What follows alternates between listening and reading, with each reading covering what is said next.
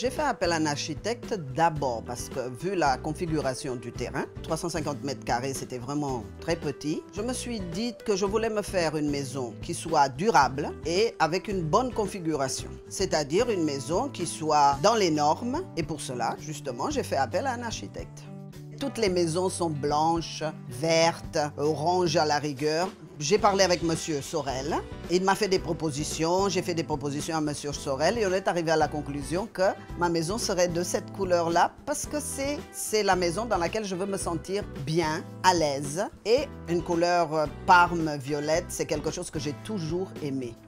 Au niveau architectural, je me suis basé sur un mixte de l'architecture paquebot des années 50 avec une architecture traditionnelle contemporaine. Ça m'a permis pour le mur d'utiliser un système de hublot qui faisait penser au bateau, puisqu'il s'agit, je rappelle, d'une maison de vacances. Il fallait aussi que ça se sente dans l'approche qu'on avait de la maison. Et la partie traditionnelle créole, justement, pour toute la partie ouverte et l'étage aussi qui est fait complètement en bois.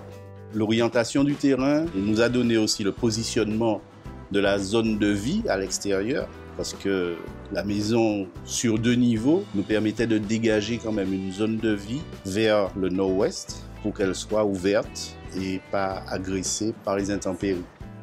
La partie donnant sur la route départementale, il fallait la protéger absolument des nuisances de cette départementale. Et c'est pour cela qu'il y a un long mur qui occulte pratiquement toute cette partie, alors que la maison est ouverte beaucoup plus sur l'autre versant.